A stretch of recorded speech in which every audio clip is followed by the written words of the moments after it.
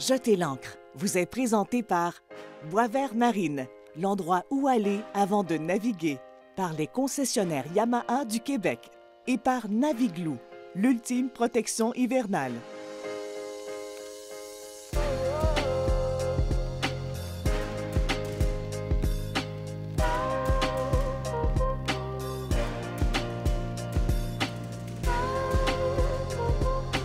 C'est en 1967 que les premiers bateaux se sont accostés ici, à quelques pas de Montréal. C'était l'année de l'amour, c'était l'année de l'Expo.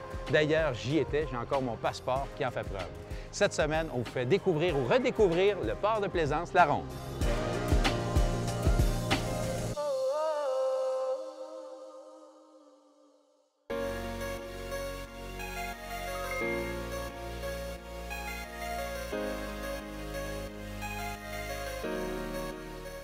Je suis accompagné de Joanne, qui est la présidente du port de plaisance La Ronde. Joanne, merci de nous accueillir chez vous. Ça fait vraiment plaisir de vous faire découvrir le port de plaisance La Ronde sur les îles Sainte-Hélène. Écoute, je pense que la dernière fois que je suis venu ici, c'était en 2008. Et depuis 2009 qu'on est ici, puis il y a bien des choses qui ont changé, donc j'ai très hâte de te faire découvrir la marina.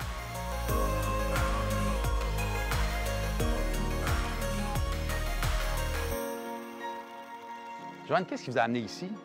En fait, c'est le président de Six Flags de l'époque qui est venu à notre recherche, sachant qu'on a plus de 20 ans d'expérience, sinon plus. Michel, mon conjoint, ça fait longtemps qu'il est dans le domaine des bateaux. Oui. Donc, ils sont venus chercher nous. On a une expertise. Moi, je suis designer d'intérieur de métier. Je suis aussi une formation en tourisme international. Donc, quand on est arrivé ici en 2009, on a rencontré le président, on a dit oui, pourquoi pas, il y a du potentiel, puis on va développer cette marina-là. Là. On va la faire renaître un peu comme à l'Expo 67. Donc, à partir de 2009, on a regardé les besoins et, des plaisanciers. On a écouté vraiment leurs désirs. Puis à partir de là, c'est là qu'on a commencé à investir et à transformer la marina pour la rendre aujourd'hui ce qu'elle est. Pour nos membres et nos plaisanciers de passage, on a une toute nouvelle capitainerie qui a été récemment construite. Évidemment, on vient de se réinstaller dans le bâtiment de la marina de l'Expo 67. Donc, on a aménagé un tout nouvel espace pour agrémenter là, le passage et le séjour des plaisanciers. Donc, c'est un bel espace, un très grand espace qu'on peut leur offrir éventuellement aussi en 2022. Vous allez avoir aussi un petit café bistrot qu'on va servir des sandwichs panini et salades à la clientèle. On va développer aussi en début 2022 une toute nouvelle terrasse justement pour agrémenter et remplir les besoins de la clientèle plaisancière. Des plaisanciers qui sont ici pour certains depuis plusieurs années, j'imagine? Oui, exactement. Là, étant ici depuis 2009, on a une clientèle là, assez fidèle là, qui viennent nous voir. Également, autant des plaisanciers saisonniers que des visiteurs. Nous, avec les feux d'artifice, on a vraiment une très grosse clientèle qui vient ici pour les événements de feux d'artifice. Bon, bien, évidemment, pour la ronde, nos plaisanciers, c'est une clientèle très familiale. Donc, la ronde a un attrait là, pour ces gens-là. J'imagine que vous continuez dans l'expansion. J'ai eu ouï dire que vous allez avoir plus de quais encore bientôt. Oui, exactement. L'actionnaire, on a 150 places à quai. On est dû aussi pour revamper nos quais. Donc, on va avoir une nouvelle jetée l'année prochaine. Avec une cinquantaine de places de plus. Wow. Une très belle jetée qu'on va construire. Et évidemment, cette jetée-là va transformer un peu l'image et les plans de la marina parce que c'est une jetée qui va séparer la marina en deux. On a deux entrées dans la marina et le fait de séparer la marina en deux, là, on va pouvoir accueillir de plus grands bateaux dans la zone de ouest parce que les profondeurs d'eau sont là constamment. Donc, et puis, ça va donner la chance d'avoir 50 places à quai pour recevoir une nouvelle clientèle plaisancière dans la marina à partir de 2022. Vous allez être en tout cas pas mal populaire parce que les gens cherchent des places à quai. Puis ici, en plus, c'est tellement bien situé. Ah, c'est une belle île. C'est vraiment un endroit magnifique. Moi, étant tout jeune, j'aurais rêvé de participer à l'Expo 67. Oui. C'est des îles avec lesquelles je suis vraiment en amour. Je me suis mariée dans le pavillon du Canada. Et puis, je suis une fan finie de l'Expo 67. Évidemment, étant designer d'intérieur, bien, j'ai un attrait, une attirance pour les monuments.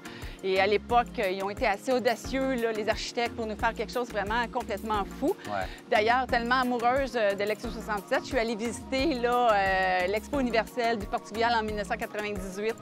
Donc, moi, avec la marina, depuis que je suis ici, j'aimerais redonner tous les attraits qu'à l'époque, parce que cette marina-là, c'était la seule marina à Montréal.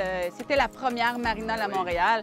C'était une marina qui accueillait des gens là, qui venaient d'un peu partout là, pour venir voir l'expo et la ronde. Une marina très prestigieuse et comme je suis un petit peu plus vieux que toi, moi j'ai eu la chance de visiter l'Expo 67. T'es chanceux. Je t'envie, Alain. Comme vous le savez, à chaque émission, je vais faire un tour de bateau avec un plaisancier. Au cours des années, j'ai navigué dans toutes sortes d'embarcations. Mais aujourd'hui, c'est une première, mesdames et messieurs, un bateau.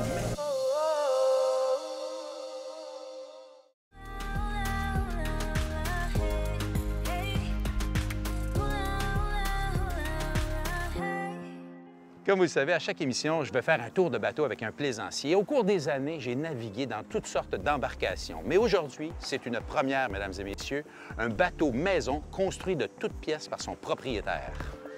OK, je vais prendre celle-là, c'est bon? On se laisse celle-là, OK. c'est bien correct comme ça. Et on est parti.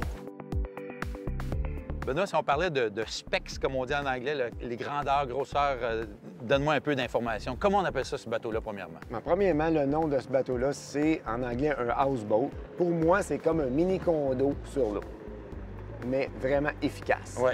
C'est l'appellation. C'est un bateau qui a environ pratiquement 40 pieds de long, 10 pieds de large. Donc, c'est un peu plus large que les bateaux conventionnels. Ça prend un permis de transport si on veut transporter ça sur la route. OK. Mais c'est vraiment facile, ça n'a pas besoin d'escorte. En poids, ça pèse environ 9000 livres. Puis tu as quoi comme motorisation? C'est un 300 HP Yamaha. Donc, ça se déplace. Ça se Mais là, tu as déplace. quelque chose de particulier en avant. Un Oui, autre moteur. absolument. Un bateau de cette grandeur-là, et avec les prises qu'on a dans le vent, de par la construction, de la manière que c'est fait, bien, c'est sûr que ça prend dans le vent un peu. Donc, ça nous prend, moi, ça me prenait absolument un moteur en backup qui va agir de propulseur d'étrave. Ce qu'on appelle communément les boat thrusters. Ouais. Puis, on peut le conduire aussi avec un joystick qu'on appelle. Ouais. Ça, c'est vraiment le fun. Tout a été pensé. Alain, on monte en haut. Ici, tu regardes l'intérieur, le lit escamotable, le lit qui vient du mur, qui est un lit queen, la toilette qui est parfaite. Je veux dire, c'est une toilette de maison. C'est plus grand que bien des toilettes dans bien des maisons. Exact, c'est pratiquement une toilette de maison. Ouais. On a une douche de 36 pouces. Ouais. On a une toilette qui est complètement automatique. Tu n'as Ouais. même pas à pomper, c'est vraiment électrique. Il y a beaucoup d'autres appareils. Le miroir a été fait à la main avec du noyer noir. Ouais. Les portes ont été faites avec du noyer noir, avec des assemblages mécaniques. Donc, je suis bien fier du projet. La chronique Bateau est une présentation de Boisvert Marine. Cette semaine, c'est en compagnie de PO qu'on va parler de bateaux, surtout des bateaux Monterey. Parle-moi un peu de cette compagnie-là. Exactement. Monterey, c'est des bateaux qui sont faits en Floride depuis plus de 30 ans. Monterey font des bateaux, ils font beaucoup d'open deck de 20 pieds à 38 pieds, mais ils font aussi un cruiser de 29 pieds. Puis aujourd'hui, je vais vous présenter le 385 qui est le plus gros de la gamme open deck avec 3 moteurs 350 forces hors bord. On a le droit d'essayer ça? Absolument. On y va.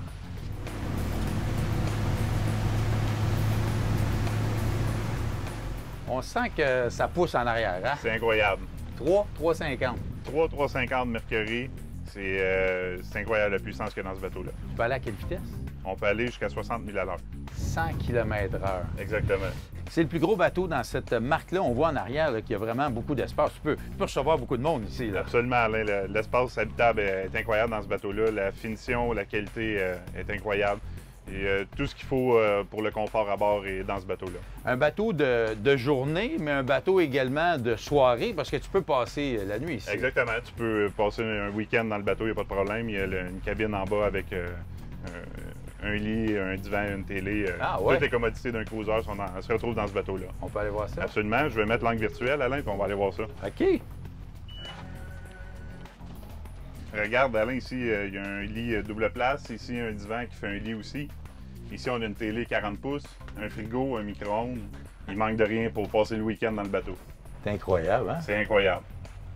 Mais là, je vois les moteurs travailler depuis tout à l'heure. L'encre virtuelle. Exactement, Alain. L'encre virtuelle, c'est une option qui s'en vient de plus en plus populaire sur les bateaux hors bord et de plus de 2 moteurs. Il se fait aussi sur les moteurs inboard de Mercury et Volvo. L'angle virtuel, ça garde le bateau dans sa position qu'on lui indique lorsqu'on enclenche l'angle. Donc, le bateau reste ici. Quand vous êtes en attente pour une écluse ou un quai à gaz, c'est incroyable. Ben oui, il n'a pas bougé du tout. Là, je regarde avec les rives, là, il n'a pas bougé d'1 mètre. C'est vraiment fantastique. C'est des moteurs qui travaillent pour garder le bateau dans sa position. Maintenant, Alain, à ton tour de l'essayer. Viens l'essayer. Ici, on a les contrôles pour les moteurs. Ici, on a le joystick pour les manœuvres d'accostage ainsi que le skyhook. Ici, on a le contrôle pour les trim tabs, mais sur ce type de bateau-là, avec la motorisation qu'on a, on n'a pas besoin de se servir des trim tabs, presque pas. Puis ici, on a les 2 écrans GPS, fait que ça permet d'un côté, soit mettre le GPS, de l'autre côté, le radar, ou c'est personnalisable selon les préférences des gens. Ici, on a le radio. Fait, hein? Ce bateau-là, il est également équipé de l'Active Trim. L'Active Trim, c'est formidable pour ces moteurs-là. Les moteurs se triment automatiquement, vous n'avez jamais besoin de trimmer. Ah ouais? Fait que selon comment que vous roulez avec le bateau, les moteurs vont se trimmer automatiquement. C'est vraiment la technologie à son plus haut niveau. La Là. fine pointe de technologie dans le domaine du marin.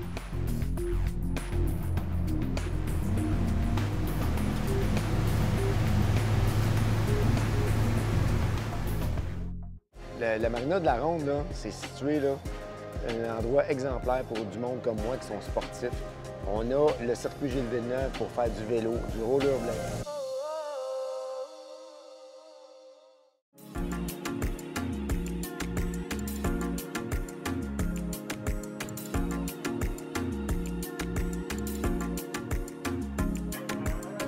Tiens.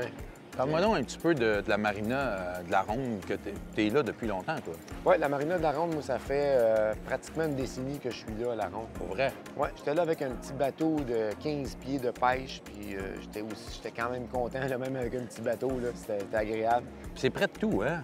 Puis oui, la marina de la Ronde, là, c'est situé là, un endroit exemplaire pour du monde comme moi qui sont sportifs. On a le circuit Gilles Villeneuve pour faire du vélo, du rollerblade. On a la plage dorée. On a beaucoup d'activités qu'on peut faire, nautiques. On peut faire du surf en arrière de l'Habitat 67. On a 500 pieds à faire. On est tout près de tout. On peut faire comme aujourd'hui, prendre le bateau, s'accoster ici pendant 3 heures, aller se promener sur la promenade, aller manger dans des bons restaurants, aller s'amuser, faire de la tyrolienne. Il y a une foule d'activités incroyables. On a 2 piscines olympiques de l'autre côté, aussi sur l'île Sainte-Hélène. Puis tout ça, facilement, après ça, tu retournes, tu es à 10 minutes de la marina. Exactement. On est à 10 minutes de la marina. C'est merveilleux. On est protégé. Cette marina-là est merveilleuse pour ça. On est en protection. On n'a pas beaucoup de vent. On n'a pas beaucoup de courant. Pour moi, c'est la marina exceptionnelle. Ça ressemble pas mal au bonheur, ça. Hein? C'est comme le bonheur. Santé. Hey, merci de ton accueil. Ça me fait plaisir. Vraiment, merci. Santé. Merci.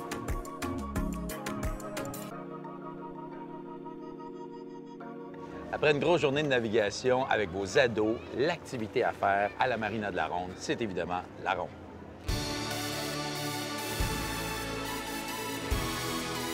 La Ronde, vous savez, ça a été inauguré en 1967. C'est le plus gros parc d'attractions au Québec, avec plus d'une quarantaine de manèges. Il y en a pour tous les goûts. Pour les plus petits, on a le Pays de Ribambelle qui regroupe une dizaine de manèges. Donc, il y en a des anciens qui remontent de l'Expo 67, dont le train Chouchou et la marche du mille pattes. Mais il y a vraiment pour tous les niveaux d'âge. Et on a aussi des manèges intermédiaires qui s'adressent vraiment aux gens qui s'initient un peu au manège, qui n'aiment pas trop les sensations trop fortes, mais qui en veulent juste assez pour passer une très belle journée. Donc, on a le bateau pirate, on a le tourbillon, le disco ronde, le tour de ville. Et pour les plus téméraires, on a d'autres manèges, des montagnes russes dont le Monstre, le Goliath, le Vampire et le Edna qui se retrouvent sur le lac des Dauphins.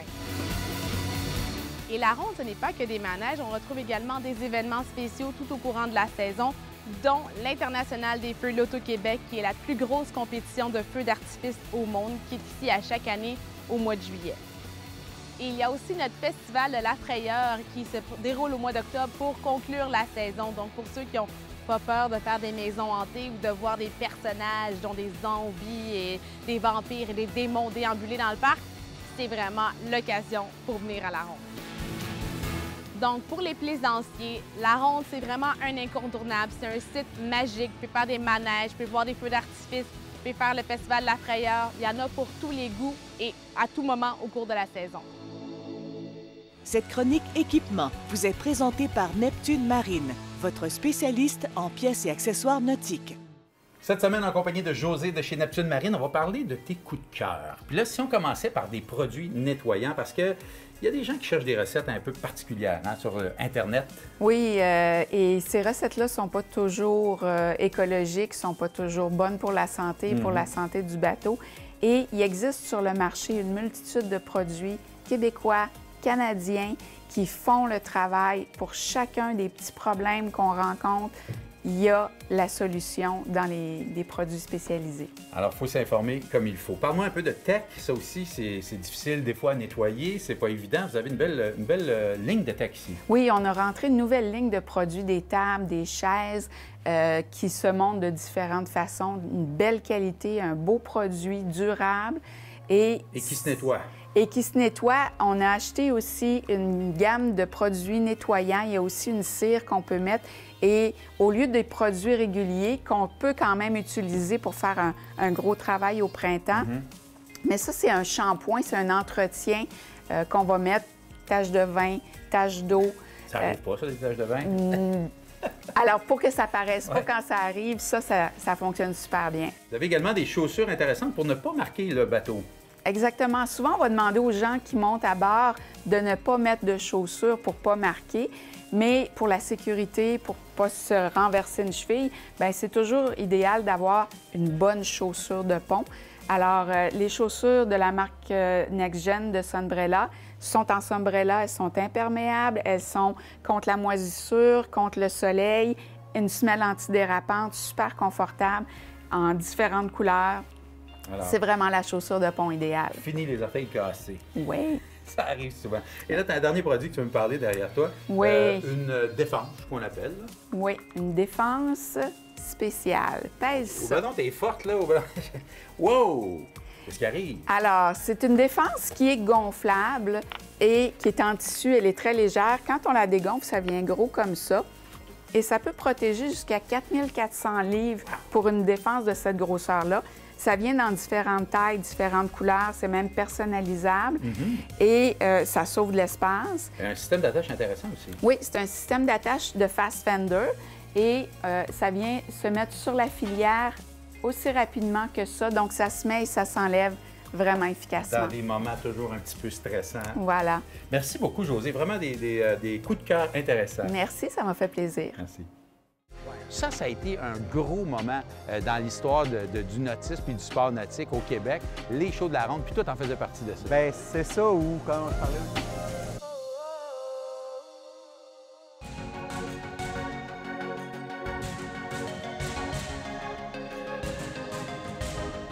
Je suis très content de retrouver Michel Soucy, un vieux chum. Je pense, Michel, qu'on allait à Polyvalente de Mortagne ensemble, si mes souvenirs sont bons. On retourne finalement dans notre bon vieux temps de jeunesse, puis où on a appris à vivre tous les sports nautiques à mon époque. On s'est revus à Sutton, tu disais, j'essaie de me rappeler, je me rappelle, c'était dans un bar, on s'est mis à discuter, et puis on s'est mis à parler d'une émission de wakeboard.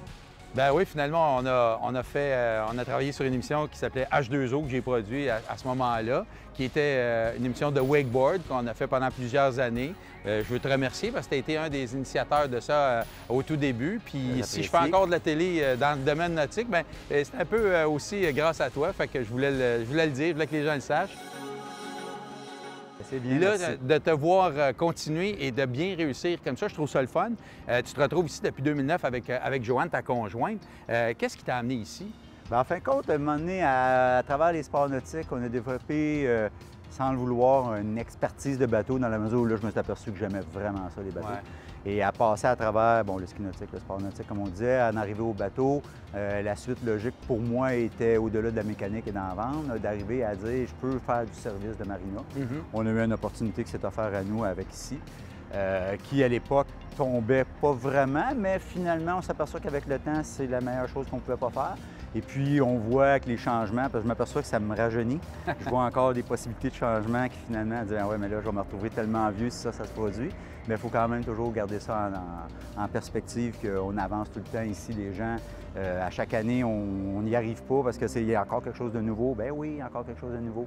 C'est ce qui nous garde en forme. Ben oui, puis la marina continue de grossir, de grandir. Vous avez des beaux projets. Mais je veux faire un retour en arrière parce que à une époque, toi, tu étais parmi les gars qui faisaient le spectacle de ski nautique de la Ronde. Ouais. Ça a été un gros moment dans l'histoire du nautisme et du sport nautique au Québec. Les shows de la Ronde, puis toi, t'en faisais partie de ça. Bien, c'est ça où, quand je parlais au début, justement, que c'était les sports nautiques qui nous avaient rassemblés, bien, les années que je faisais du ski nautique, c'est avec les skieurs de la Ronde de 1982 à 86, qui correspondaient à nos années d'université puis de cégep, donc c'était une maudite belle job d'été, finalement. Je me rappelle, quand tu me nommais les gens et tout, le producteur de l'époque, André Dupont, était vraiment capable de nous faire opérer au maximum. On aimait notre job. On avait 3 shows par jour. On allait pratiquer entre les shows. C'est évident que les journées qui faisaient soleil, on se battait pour skier sans arrêt. Je vous disais en début d'émission que j'avais mon passeport de 1967. Ça me rappelle tellement de beaux souvenirs, même si j'étais tout jeune, hein? J'avais, écoute, 5 ans, je suis né en 62. Je me rappelle de certaines choses quand même à l'âge de 5 ans. Je me rappelle d'avoir visité ces pavillons-là de partout à travers le monde. Je me rappelle d'avoir appris mon premier mot russe dans le pavillon de l'Union soviétique. C'était « merci », « spasiba ». Écoute, j'ai des étampes, ça, on était tellement contents. Je regarde l'île Maurice, l'Éthiopie, la Grèce, des trucs là, vraiment qu'on ne voyait pas à cette époque-là. L'Expo 67, ce que ça a fait, ça a ouvert le Québec, Montréal, le Québec et les Québécois sur le monde. On rencontrait des gens de partout. Puis j'ai continué à avoir cette belle relation-là avec ces îles-là. À l'âge de 13 ans, j'ai eu mon premier emploi ici, durant Terre des Hommes. J'ai continué par la suite, quelques années plus tard. J'ai travaillé à la Ronde. Je vendais de la bouffe dans un kiosque. Je suis devenu gérant des filles qui vendaient des roses ici à la Ronde. Puis plusieurs années plus tard, c'était à l'île Notre-Dame où j'ai commencé à travailler durant les Grands Prix de Formule 1. Alors, j'ai beaucoup d'attachement à ces îles-là ici. Puis maintenant, de redécouvrir ces îles par la marina comme ça, je trouve ça tellement agréable. Puis en tout cas, je vous souhaite de venir faire un tour ici, si vous êtes de partout à travers le Québec et nous regardez. Il y a la marina qui est très, très belle à voir, mais il y a tout ce qu'il y a autour ici sur l'île. Puis on continue de développer ces îles-là ici à Montréal avec des spectacles, avec évidemment toutes sortes de choses, des expositions, la course de Formule 1 qui va rester, mais bien sûr la marina qui va continuer de devenir plus belle et plus grande et qui va retrouver ses lettres de noblesse.